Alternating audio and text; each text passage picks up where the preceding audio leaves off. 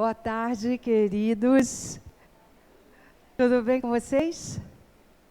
Boa tarde a todos que estão conosco aqui de forma presencial, a quem está nos assistindo pelas redes sociais, YouTube, Facebook, Instagram. Estamos retomando hoje o nosso livro, a Gênese, um livro que tem nos dado a oportunidade de aprender tanto. Está sendo muito bom. Cada página do livro, cada capítulo que a gente vai pegando, vai lendo, analisando, interpretando, a gente vai também encontrando novas formas de nos vermos, de vermos a vida ao nosso redor. E isso tem sido muito bom. O pessoal está brincando comigo, eu já vim de xadrez no clima, antecipando. Nossa festa está bem próxima, no dia 9, eu já estou no clima, só falta o arquinho. Só falta... Meu arquinho está lá, mas o meu eu fui das primeiras a comprar. O pessoal está dizendo assim, tem arquinho para vender. Já tem? O meu já tem. E está chegando um montão para quem não tem. Estou achando esse som estranho. Tá legal? Tá dando para ouvir bem? Tá, né? É porque está só na ventilação, eu acho. E está um zum, zum, zum, sei lá por quê também. É a turma da livraria. Está vendo que o meu som está diferente do... Olha, meu som está diferente do outro. Separar aquela turma da livraria. Vou já botaram até o lugar lá pro Danilo. Porque vira clube. Não dá.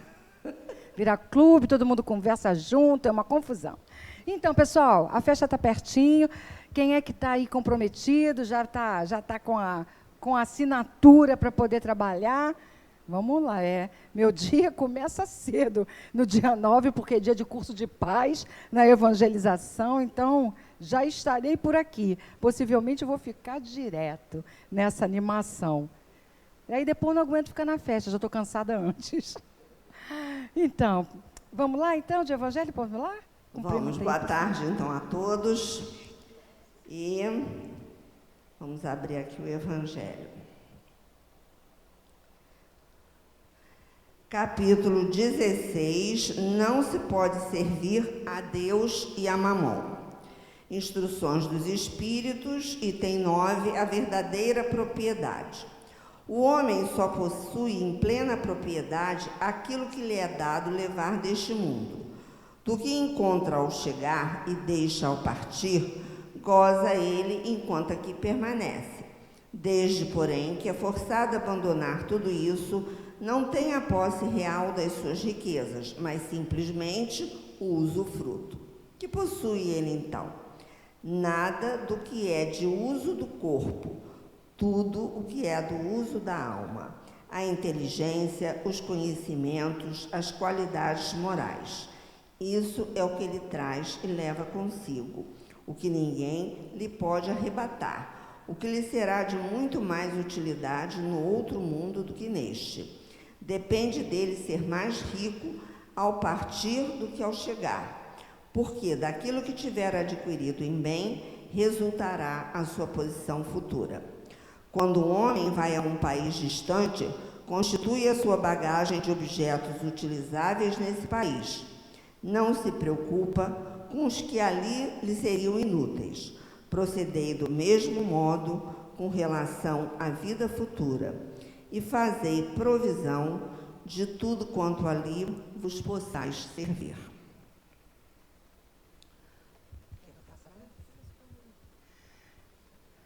Vamos então, nesse momento, unirmos todos os nossos pensamentos, as nossas melhores emoções e sentimentos, para elevarmos até Jesus e até Joana de Ângeles, nossa mentora, nossa instrutora, tudo aquilo de que precisamos, elevarmos também a nossa alma para que ela possa estar mais flexível, mais aberta, para todos os estudos, para todos estes esclarecimentos trazidos pela nossa doutrina espírita.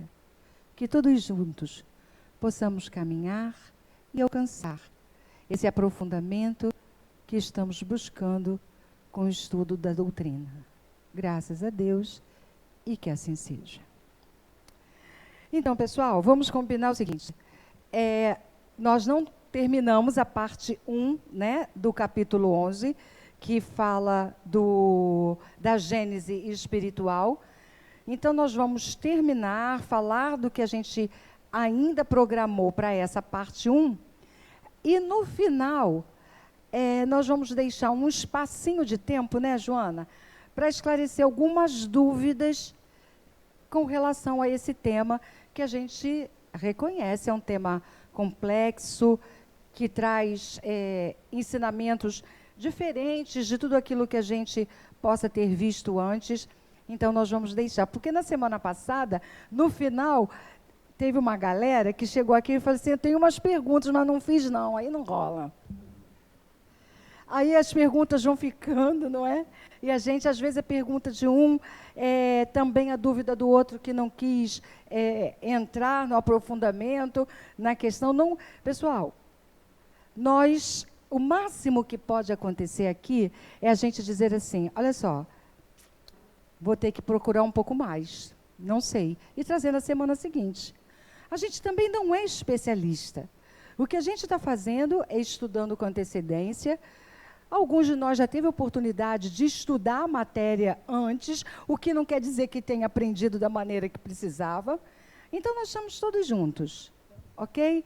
Não precisa ninguém ficar envergonhado, nem sei se essa é a palavra, de perguntar o que não está entendendo, ou que, olha só, isso aqui não está bom para mim, eu preciso entender melhor. Tranquilo, a gente vai fazer isso. A Gênese traz esse tipo de questão, esse tipo de, às vezes, de desconforto mesmo, para poder caminhar no que a doutrina está dizendo. Combinado, pessoal? Não é fácil, a gente sabe que é muito complexo.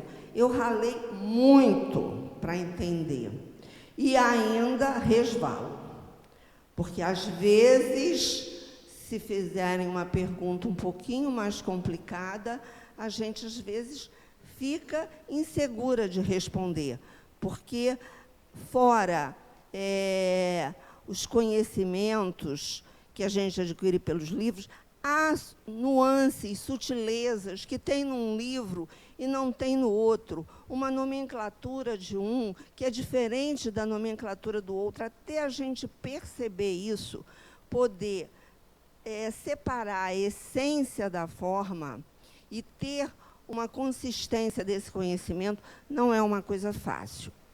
Então, a gente está caminhando juntos com vocês, um pouco mais à frente, porque a gente estuda antes, para poder vir aqui dar aula.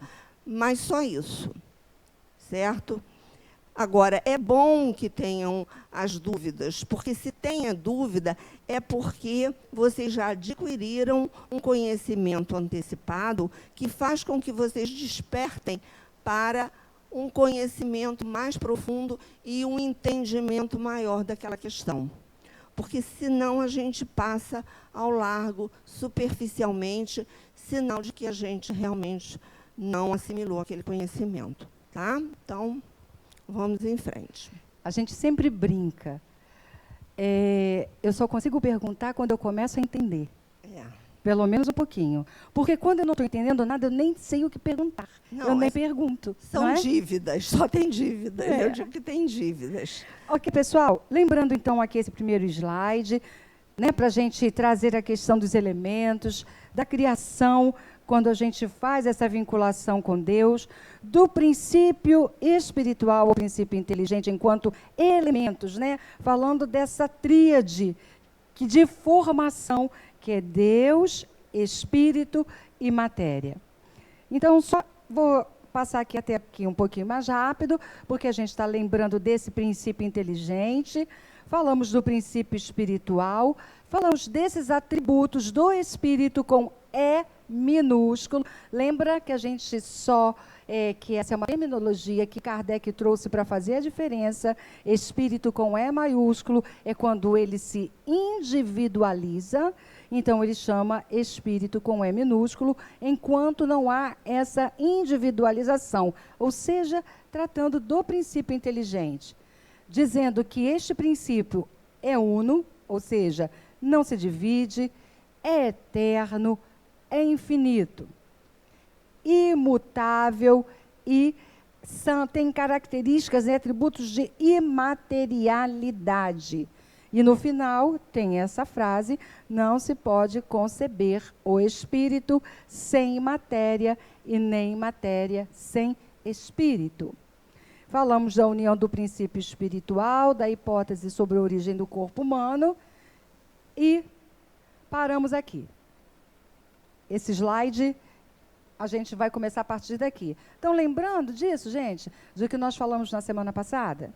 Então, nós vamos começar agora a falar da individualidade, dessa individualidade que é o espírito, com E maiúsculo.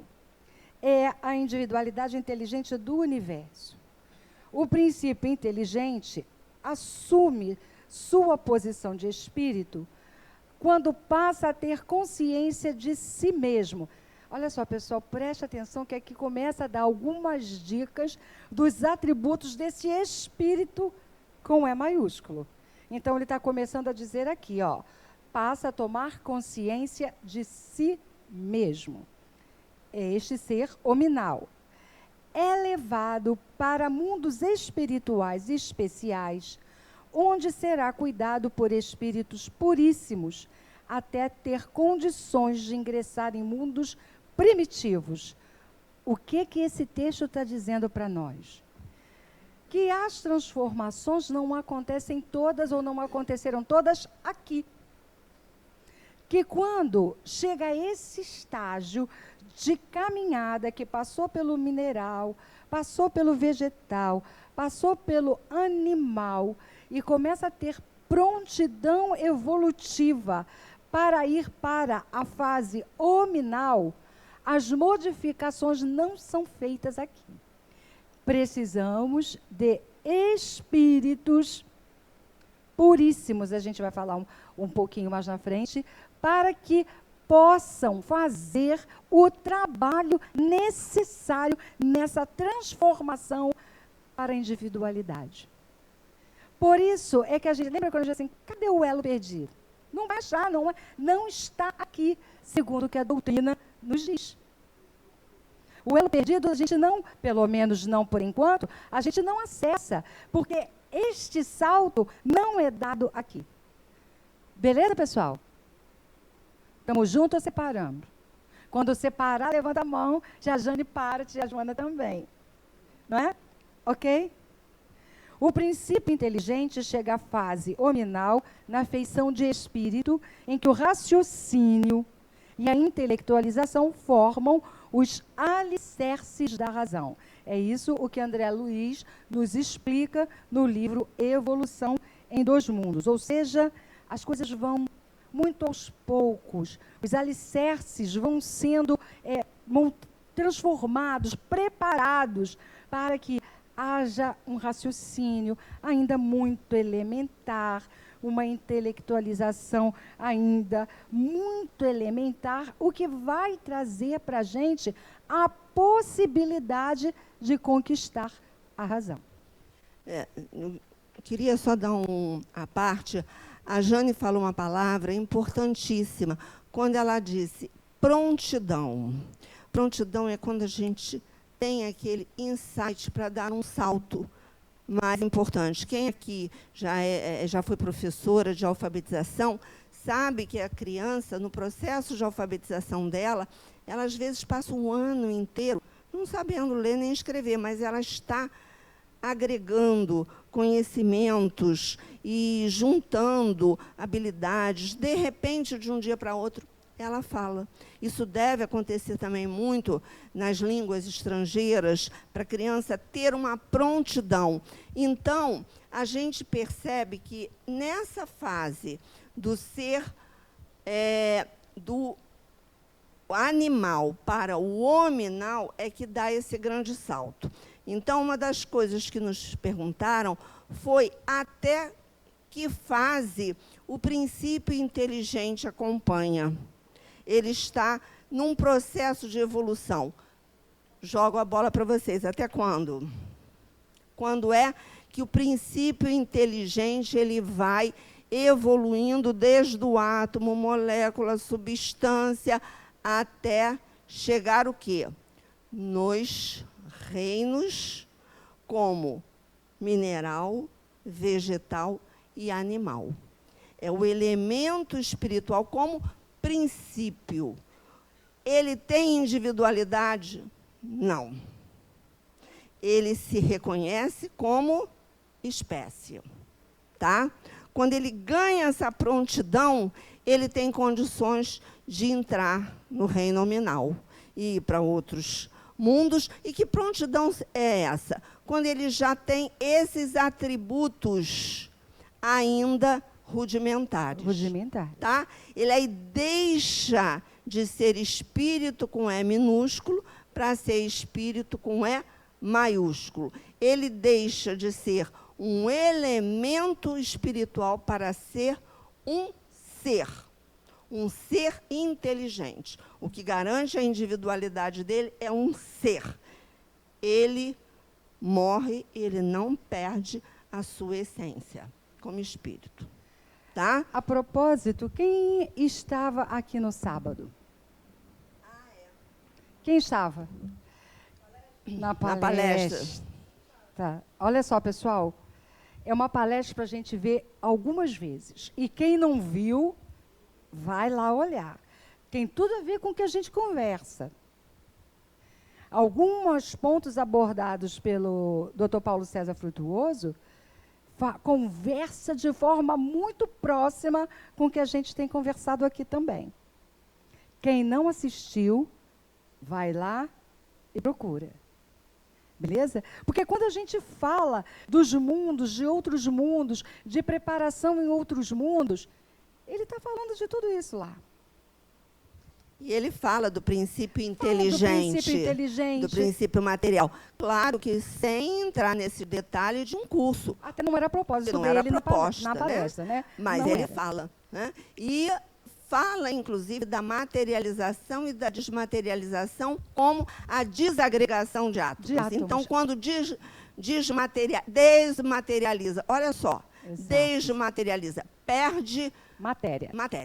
Então, é aquilo que a gente diz, sempre será matéria. Se não é espírito, é matéria. Pode ser matéria como fluido, como energia, como corpo, como substância. Mas é matéria. E é importante, né, Jana, que ele fala da vibração. Por que fica diferente? Por que o universo é paralelo?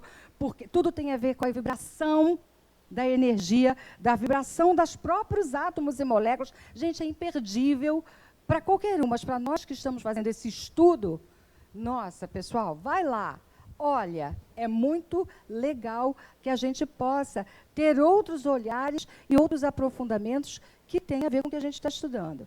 É muito bom. Então, quando a gente... A matéria mais sutil que existe, a mais sutil, a mais rarefeita, qual é? Fluido cósmico universal. Matéria. A gente sempre tem que prestar atenção na palavra. Mas qual é a matéria mais? Matéria. Aí ela ganha. Ela vem do mais rarefeito até o mais denso. Qual é a matéria mais densa que a gente conhece? O corpo. Vamos lá, pessoal. A gente está falando, então, de gênese espiritual. É só porque eu me lembrei da palestra. E olha só, imperdível, tá? Então, o que é o espírito? São os seres definidos, limitados, circunscritos, inteligentes da criação, com consciência, senso moral, livre-arbítrio. É uma chama, um clarão, uma centelha etérea.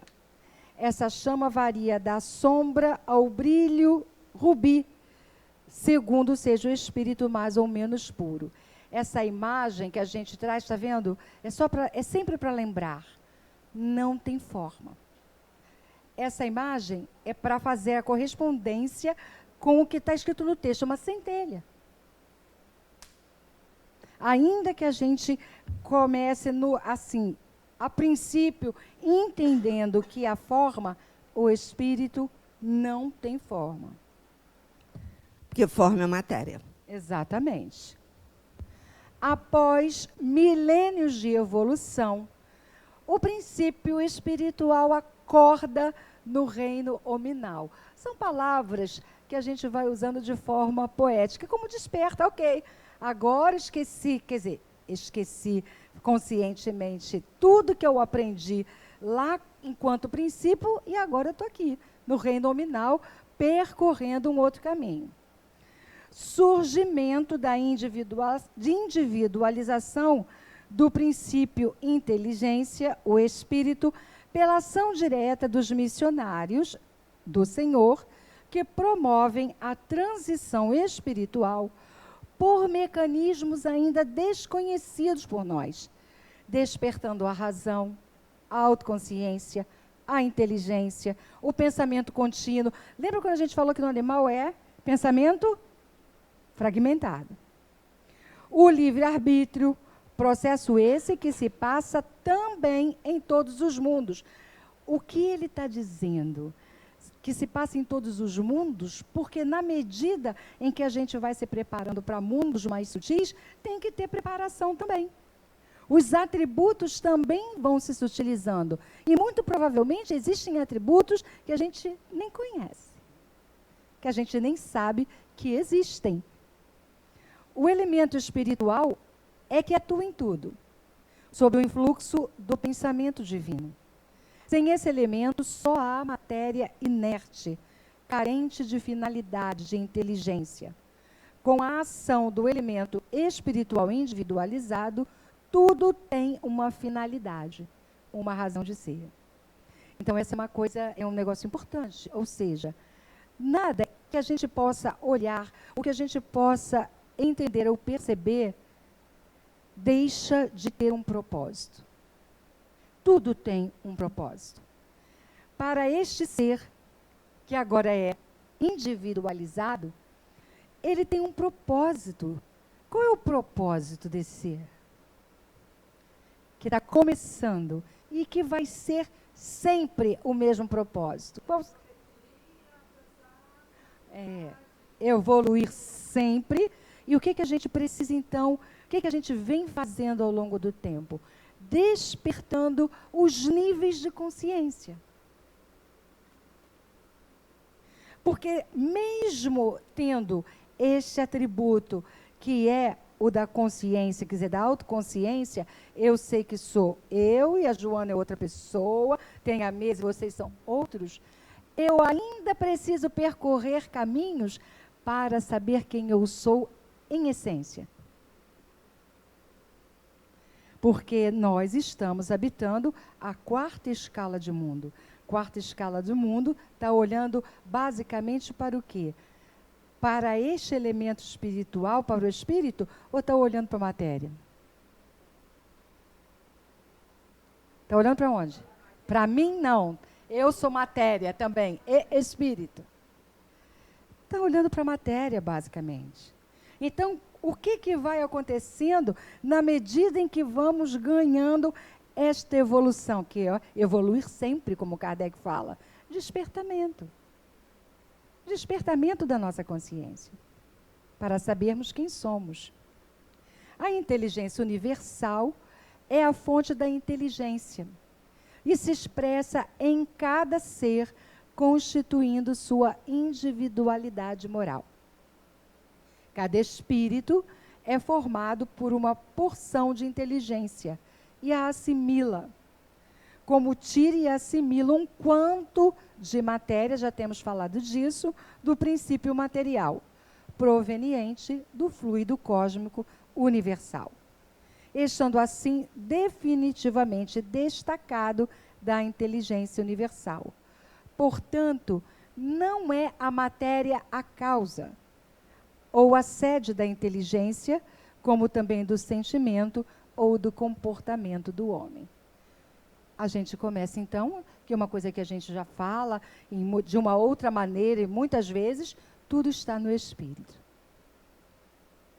Até as nossas, e principalmente as nossas enfermidades físicas.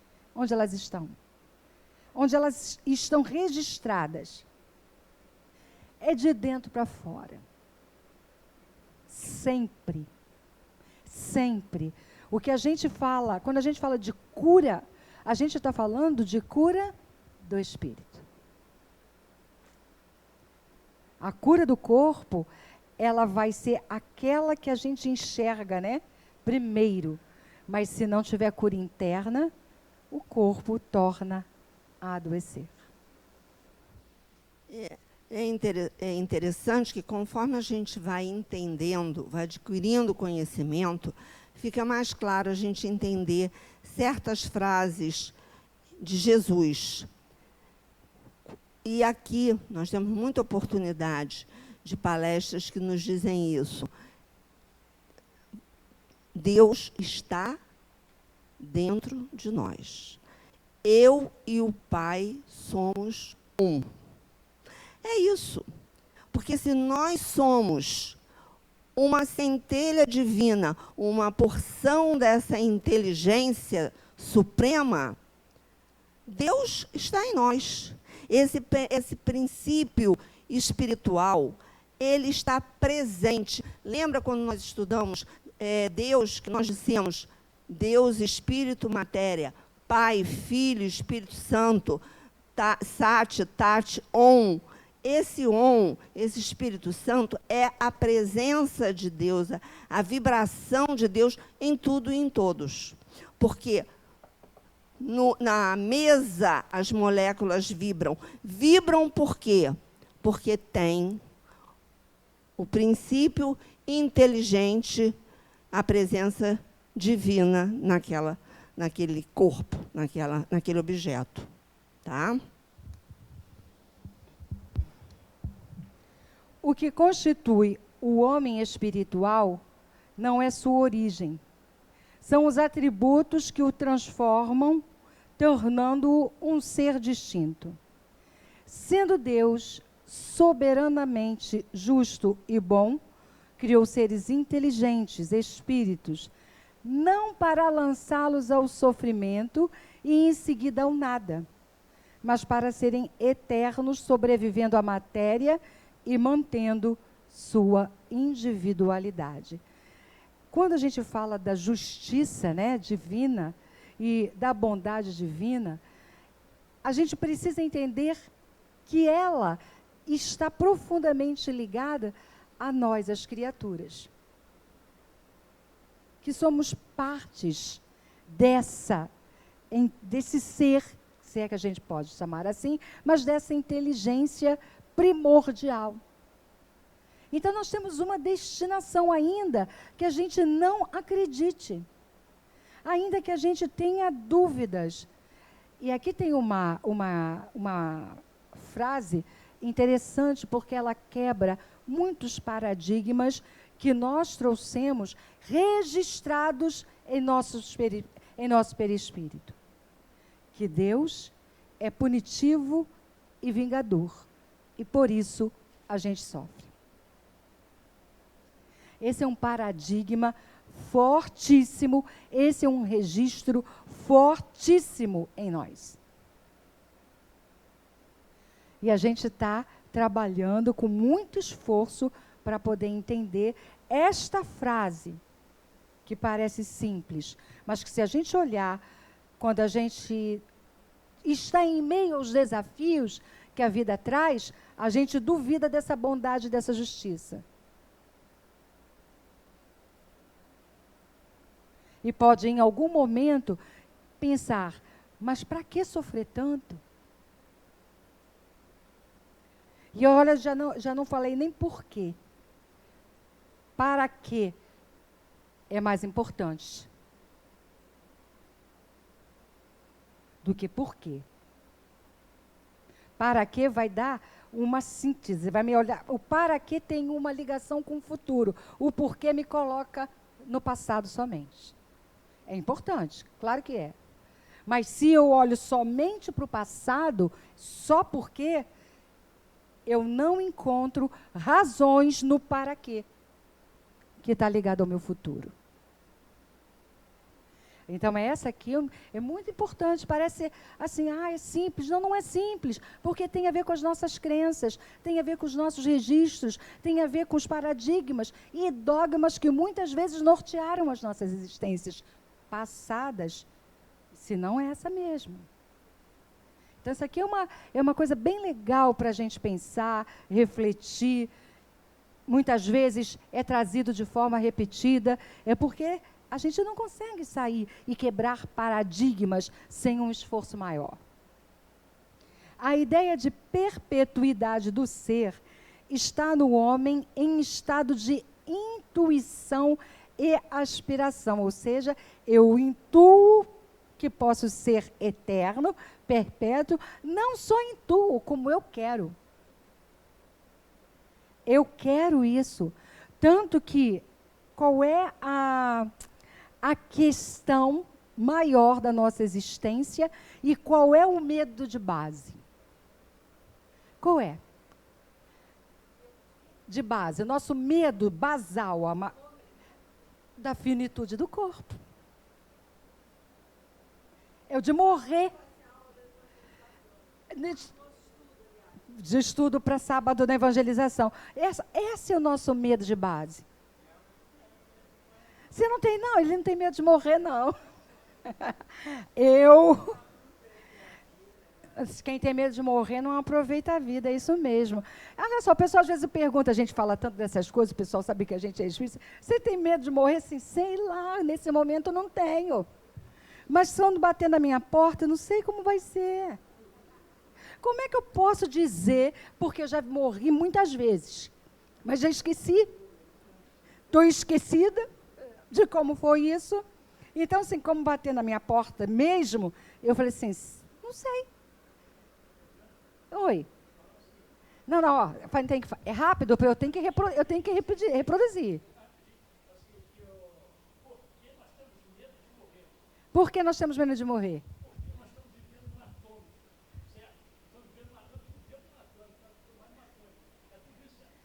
Nós vivemos no atômico e tudo isso é atômico.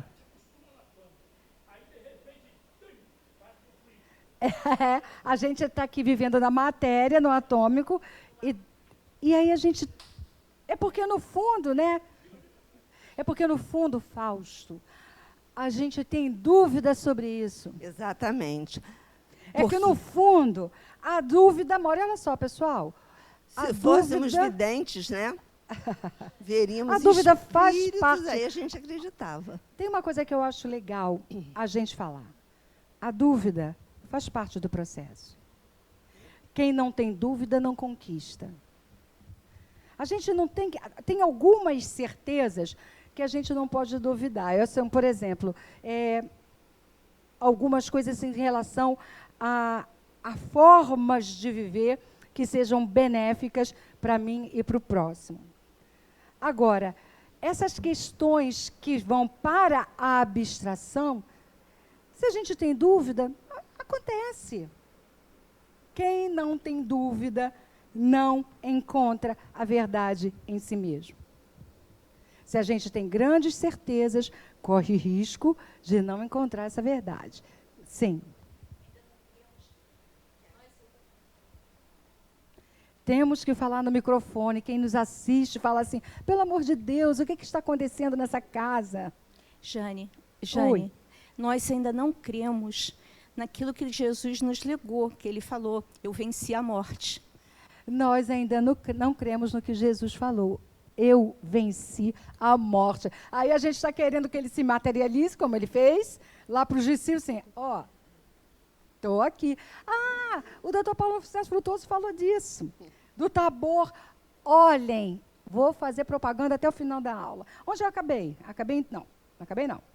Esse ser primitivo rumo ao desenvolvimento pleno de suas potencialidades em milênios de evolução, na qual experimentará e escolherá seus caminhos, de acordo com as diretrizes traçadas por Deus para a sua vida, mas, sobretudo, de acordo com suas escolhas.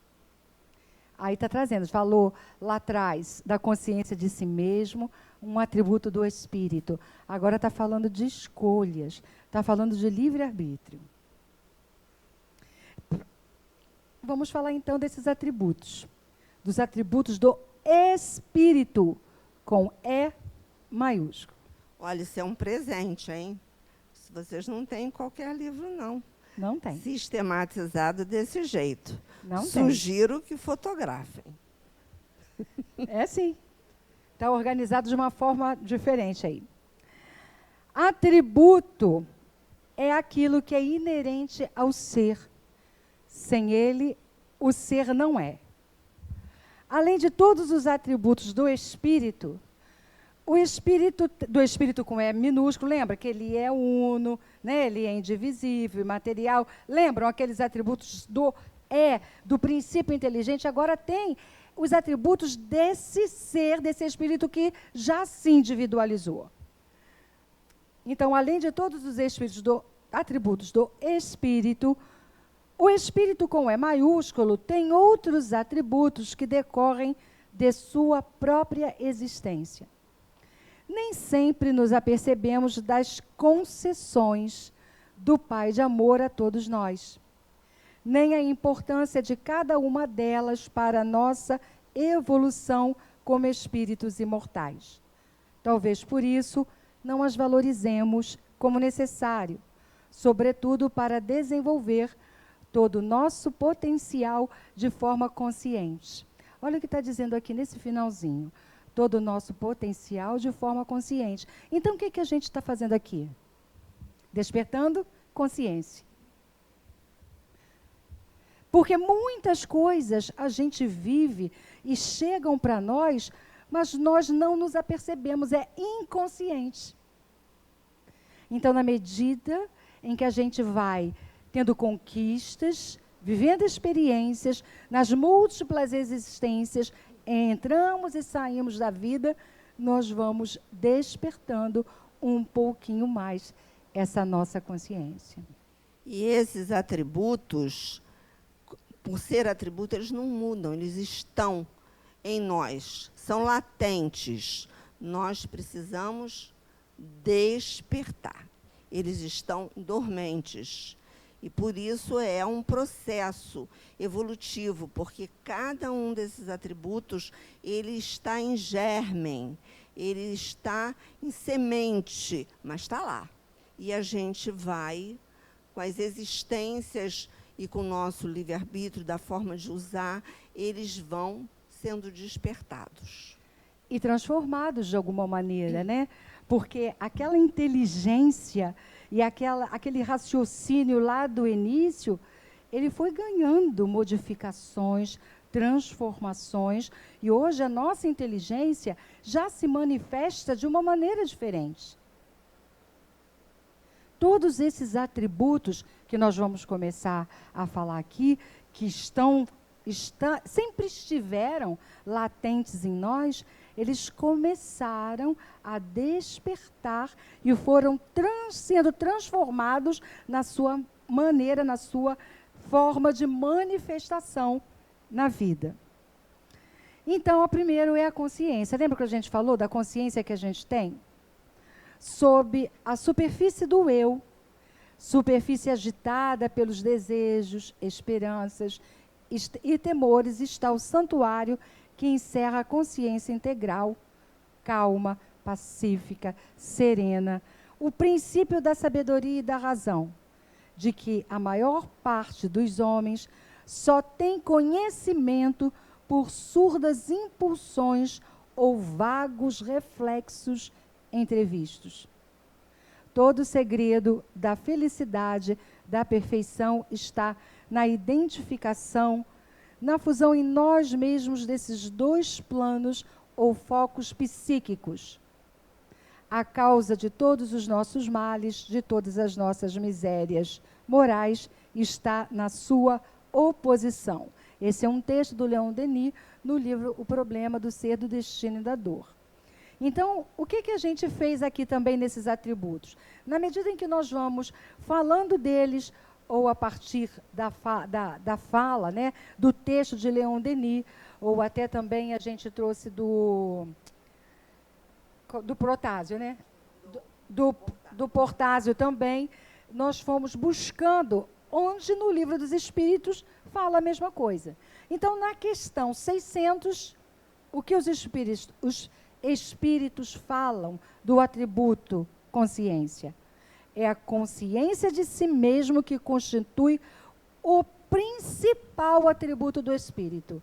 Então, lá no Livro dos Espíritos está dizendo que esta noção de ser, dessa individualidade, é o principal atributo que nós temos.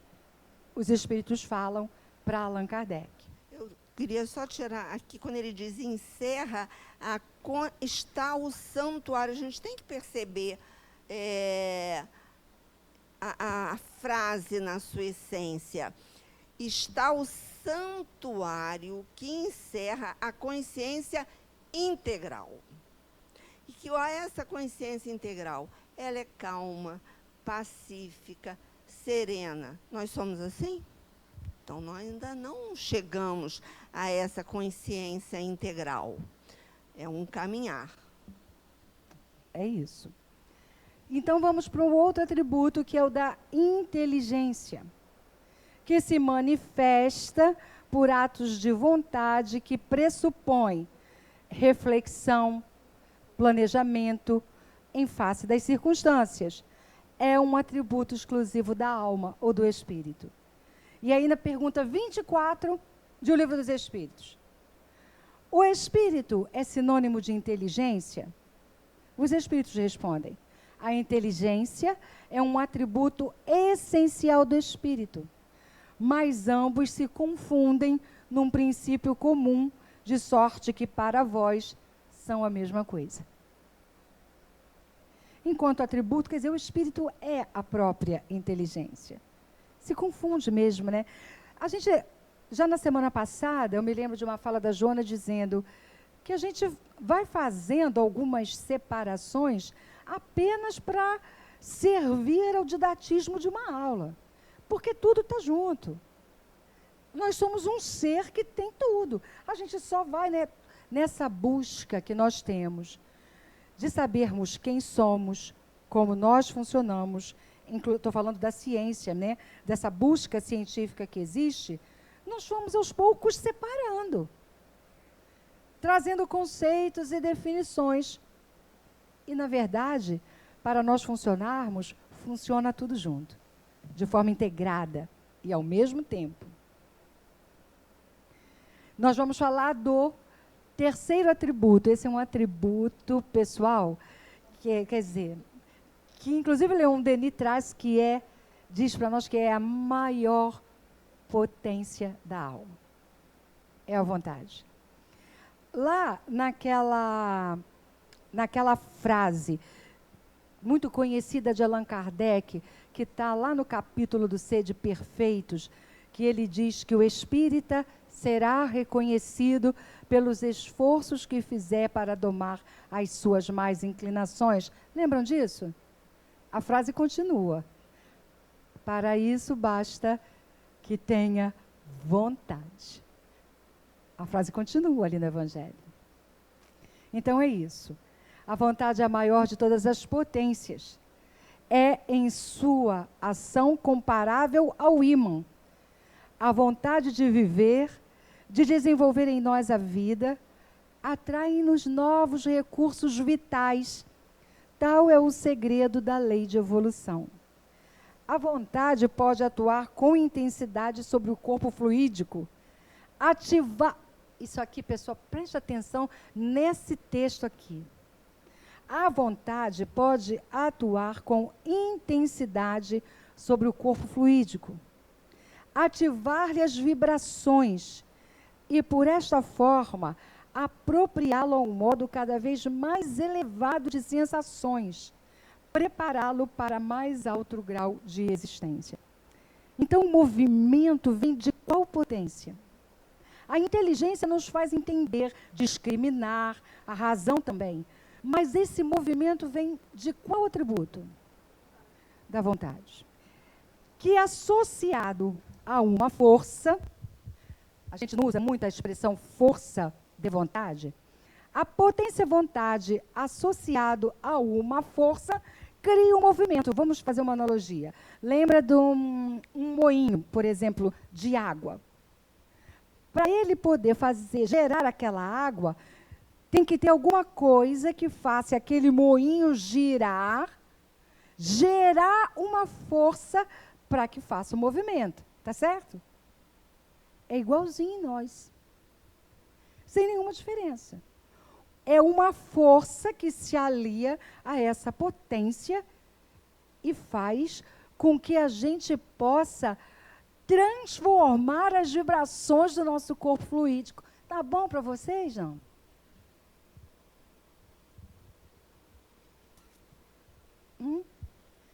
Questão 131 do Livro dos Médiuns. Questão não, é o item 131, Livro dos Médiuns, parte 2, capítulo 8. A vontade é atributo essencial do espírito, isto é, do ser pensante. A vontade é atributo do espírito encarnado, tanto quanto do espírito errante. O que é um espírito errante? Se vocês disserem para mim que é um espírito errado, eu caio duro aqui. Onde está? Erraticidade, né? Agora, é interessante, porque muita gente confunde erraticidade com região, com espaço. Erraticidade não é isso. É um estado que o ser, quando desencarna, entre uma encarnação e a outra, ele se encontra no seu estado de erraticidade. É no intervalo, a gente pode dizer. No intervalo. Tá? No intervalo entre uma encarnação e outra, a gente vive nesse estado. Então, também tem que prestar atenção, porque quando ele está falando de vontade, veja que ele usa maiúsculo. É do ser pensante, e não daquele espírito com E minúsculo. Porque na inteligência, se nós voltarmos lá, havia o E minúsculo, porque já existe um certo grau de inteligência, mesmo num ser Mas animal. algumas transformações lá, nesse momento, são compulsórias, não são pela vontade. Não são pela vontade. E a vontade é essa força que faz com que a gente movimente vibrações e que faz com que a gente tome decisões, escolhas, certas ou equivocadas. Mas são elas que vão determinar a nossa capacidade de livre-arbítrio. Então, temos também... Fala, Martinha, fala. Não, fale. Espíritos que estão no nosso lar estão na erraticidade? Estão, de uma certa forma. Aqueles que vão encarnar. Estão. Estão. Mas lá também é considerado um intervalo entre as encarnações. É sim. Pessoal, colônias são, na falta de uma palavra melhor, são espaços onde espíritos de nível consciencial similar se agregam, se encontram, sob a inspiração de mentores mais evoluídos, que podem nos ajudar nessa caminhada. Aí a gente pergunta, então, quem está no umbral também está na erraticidade? Está. Porque quem está no umbral pode encarnar sem nem perceber. Porque o umbral também não é um espaço físico, é um estado psíquico. É um estado de consciência também, é psíquico. Consciente. Agora, eu costumo dizer, por exemplo, no nosso lar, generalizar é muito difícil, porque o nosso lar é uma cidade astral que se localiza dentro do planeta Terra, certo? E que, ou colônias espirituais, ou lá o que seja, vamos dizer assim, seja um momento transitório em que um espírito vai para que depois ele seja destinado para algum outro caminho. nós não podemos generalizar se ele virá sempre voltar a encarnar na Terra, ou quanto tempo irá ficar lá numa missão.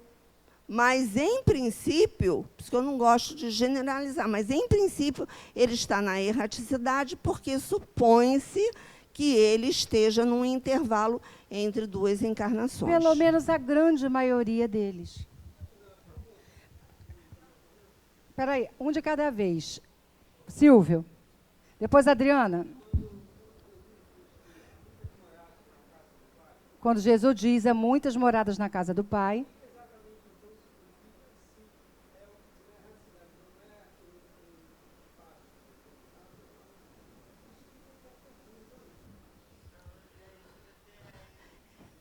Mas você tem vários estágios de morada.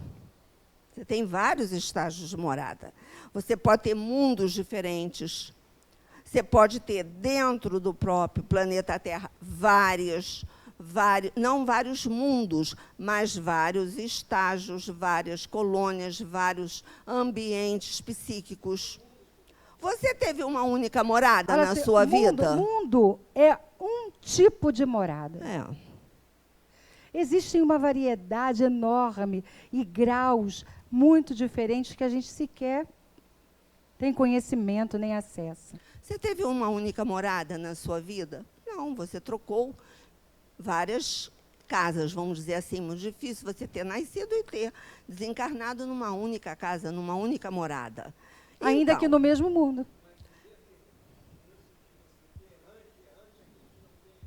Não. Não.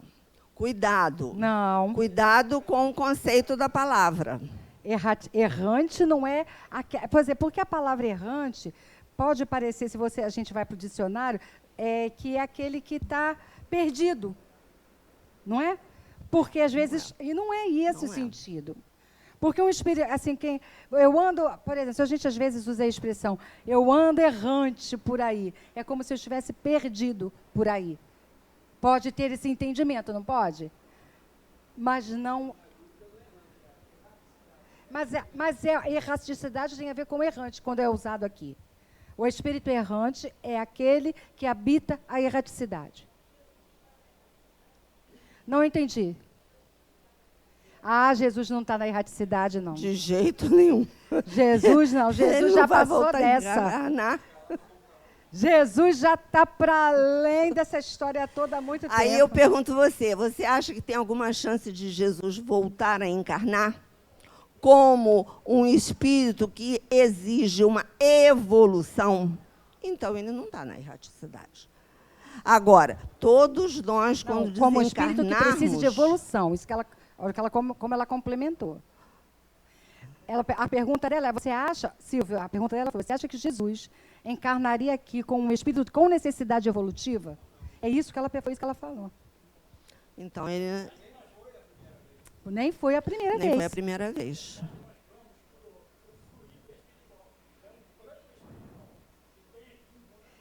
Não sei, olha só, pessoal, a gente fala que é um plano espiritual, que a gente fala que tem volta, sei lá, sem volta. O mundo pode ser num mundo paralelo aqui, ó, juntinho. A gente não sabe isso. Se todos nós fôssemos para o nosso lar, eu já estaria feliz da vida. Sim. Não garante que a gente vá para o nosso lar, não. Alvorada Nova é uma outra colônia.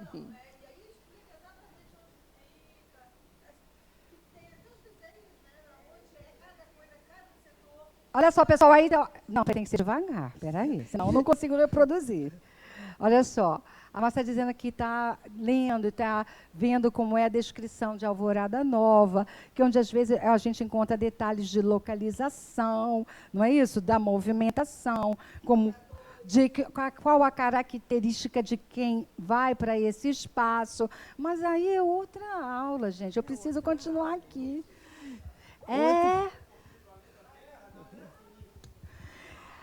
Aí o Silvio está dizendo assim, mas é difícil. Poxa, se fosse fácil, a gente nem precisaria fazer curso mais. Vamos voltar para o Livro dos Espíritos, porque muitos desses conceitos estão lá no Livro dos Espíritos. Erraticidade, psicosfera, Exatamente. classificação dos mundos, erraticidade, colônias, tá? Então, nós podemos até Tem uma coisa para dizer para vocês, não vai dar para fazer pergunta nenhuma, vale a pena. Não, Porque já vocês estão fazendo. Ótimo que seja assim, eu acho que é legal. Então, outro atributo, intuição e inspiração. E aí a gente vai ver quantas perguntas os espíritos falam dessa intuição. Que a gente tem intuição de Deus, que as ideias inatas é como se fosse uma intuição. Intuição de ser um espírito, as questões em que isso é abordado. Intuição do que nós aprendemos antes.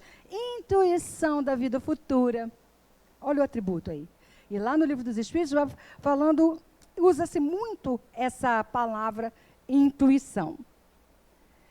Intuição, então, inspiração, ato psíquico único através do qual se obtém o conhecimento de algo direto e imediatamente.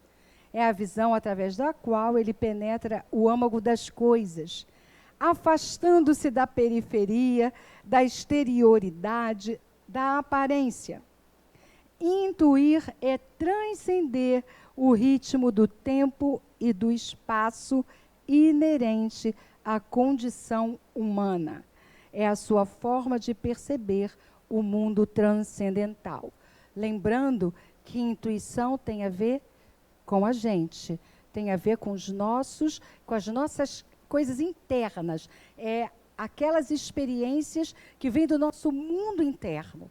A inspiração é aquilo que vem de fora.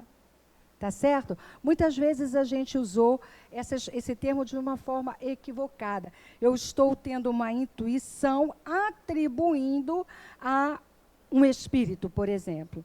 Quando é algo de fora, é inspiração. Intuição tem a ver com o que eu sinto, eu mesma, tem a ver comigo. Ok, pessoal? Por isso que a intuição de Deus não vem de fora, é eu que tenho, está dentro de mim. A intuição de ser um espírito não vem de fora, eu tenho essa intuição. Assim como eu tenho essa coisa da vida que continua, da perpetuidade. Sim.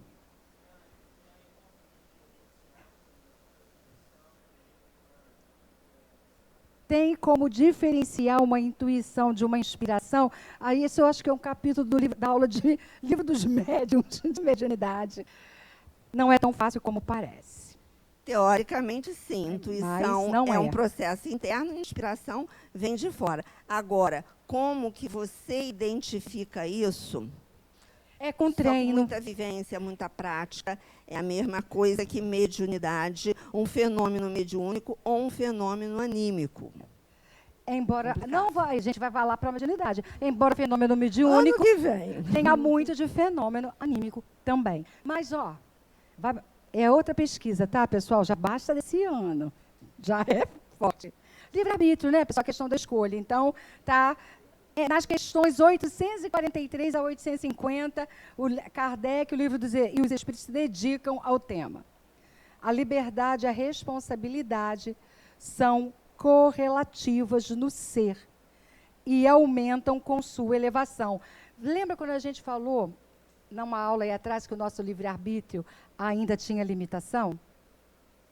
Porque a nossa liberdade, ela está na mesma medida da nossa responsabilidade. Se a gente não está pronto para assumir algumas responsabilidades, essa liberdade não é também como poderia. Ela tem limitações, ela tem restrição. A gente dá liberdade total para uma criança? Ela pode? Ela tem noção da responsabilidade das próprias escolhas? Não tem. É similar. Inclusive o Código Civil, né? Até 18 anos, né? Mas aí é questão da lei, mas a gente está falando da análise, de como a gente lida com os seres. E como o pai lida com a gente. É análogo mesmo, né? Então, aumentam com a sua elevação. É a responsabilidade do homem que faz a sua dignidade e moralidade. Sem ela, não seria ele mais do que um autômato, um joguete das forças ambientes, a noção de moralidade é inseparável da de liberdade. Aí a Jana estava falando das próprias leis civis, né, que nós temos, que são completamente adequadas à nossa evolução moral e ao nosso senso de responsabilidade. Na medida em que nós evoluirmos moralmente e nosso senso de responsabilidade também for se ampliando, nós não precisaremos de leis civis tão restritivas, possivelmente. Eu acredito nisso. A liberdade é a condição necessária da alma humana, que sem ela não poderia construir o seu destino. Ou seja, a gente vai começando a construir na medida das possibilidades que temos. Outro atributo, o pensamento. A inteligência une-se ao pensamento. Difere das outras espécies dos outros reinos, porque o seu pensamento é contínuo e não fragmentado. É por esse pensamento que ele age e vive consciente com a liberdade que já tenha conquistado, o que amplia também suas responsabilidades. O pensamento é um dos atributos do espírito. Também está lá no Livro dos Médiuns, parte 1, capítulo 2, item 7, e página lá. A página pode variar, ali é onde se viu.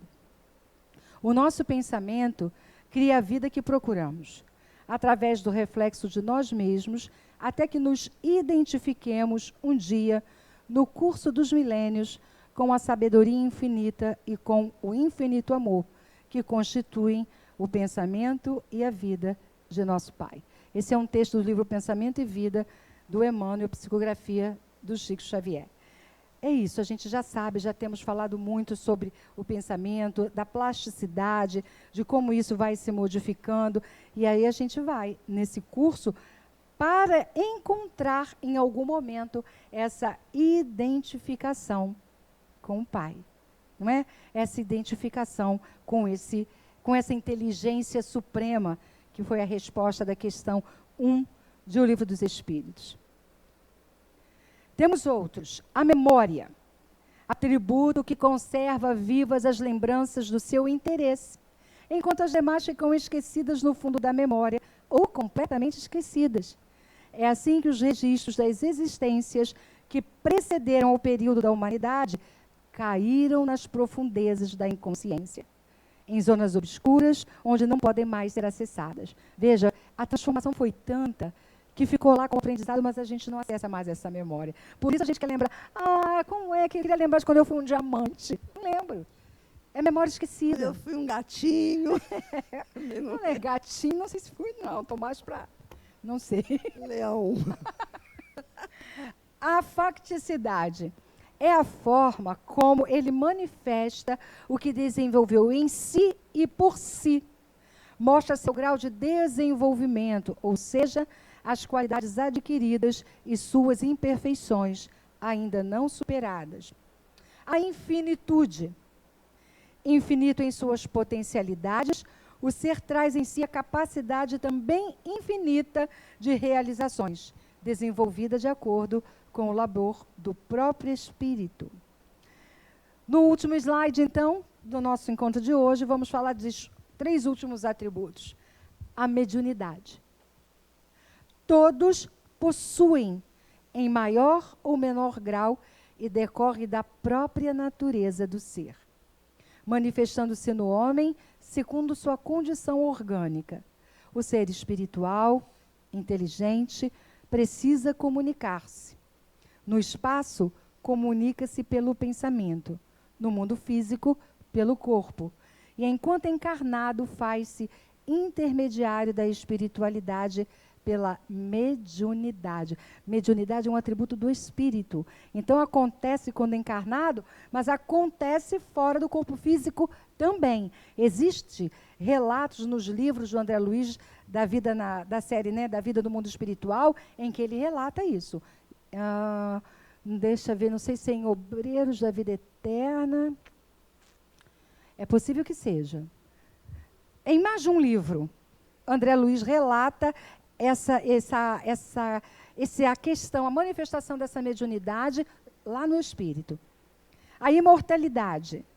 Na sua essência, o ser é eterno, até porque ele é de natureza divina e Deus é eterno. Todavia, os espíritos têm princípio, pois são criação de Deus, submetidos à sua vontade. E por último, mas não menos importante, a perfectibilidade, atributo que impulsiona o espírito na direção de seu objetivo último, ser divino que é. Transformando potência em ato, o espírito vai, pouco a pouco, deixando de ser perfectível para ser perfeito. O ser perfeito em potência do início é o mesmo ser perfeito em ato no final. Não lhe pode acrescentar nada, pois senão deixaria de ser o que de fato é. O espírito só pode ser perfeito porque a perfeição já existe nele. Vós sois deuses. Beleza, pessoal? Não é lindo isso? Fala pra gente, fala. Não é bonito demais essa história? É bonito demais. Quando a gente entende que todas as nossas possibilidades e todo um caminho que pode ser percorrido, a gente não pode... a gente tem que ter a certeza de que o futuro brilha. O futuro brilha. E também, né, a gente fica pensando, sim, mas eu preciso evoluir para me tornar um ser perfeito, um espírito perfeito, um espírito puro. Para quê? Para quê? Não é por quê. Para quê? O que vocês acham? Para que a gente precisa isso? Sim, é o objetivo, mas por que ele se torna um objetivo? A gente não pode esquecer que existe um desígnio de Deus, um propósito de Deus, que a gente pode não conhecer, saber, mas que nós estamos na obra de criação desse Deus. Nós somos co-criadores. Então, o objetivo de nós caminharmos para sermos seres perfeitos é para que cada vez nós possamos contribuir mais naquele caminho de Deus, na cocriação de Deus, porque não parem em seres perfeitos. Jesus era muito mais do que um ser perfeito, um espírito puro. Ele era um Cristo. A gente tem que saber essa diferença. O que é um Cristo? O que é um Messias? O que é um anjo? Um Elohim? É a diferença. Há escalas também dentro dessa perfeição. E cada um com a sua missão, com o seu ajudando no projeto, no propósito de Deus. Então, somos muito ainda pequeninos nesse mundo ainda de provas e expiações para tentar adivinhar qual é o propósito de Deus. Como, Silvio? Esse propósito é infinito. E a busca é legítima. É legítima. Por isso estamos aqui, nessa tarde. Né? Porque estamos em busca e sempre estaremos. É contínuo isso para nós. Eu digo sempre porque a gente não consegue ainda, é muito distante o horizonte dessa coisa que acaba. Não acaba. Continua e continua, mesmo. Sim, Najib.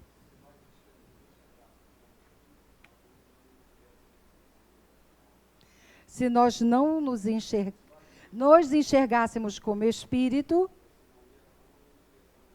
nós não precisaríamos dessa definição, né? Desse entendimento, desse conceito, e até de viver essa experiência da morte física.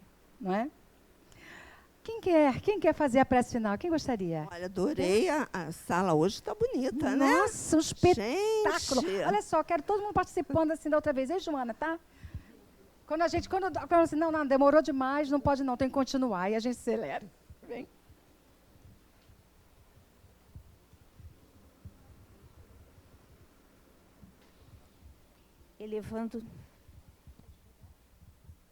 Elevando nossos corações a Jesus, a Joana, aos mentores da casa. Viemos hoje lembrar os 20 anos de Chico Xavier, no seu legado de amor, para que ele, onde estiver na espiritualidade, esteja trabalhando, nos abençoando. Que graças a seus livros, tanto aprendizado tivemos. Esteja conosco, Chico, hoje e sempre, assim seja. Graças a Deus, que assim seja. Queridos, até quinta. Não falta não, hein? A gente vai continuar falando desse tema. Bom demais. Valeu? Perispírito. Uma aula inteirinha. Gente, olha, perispírito.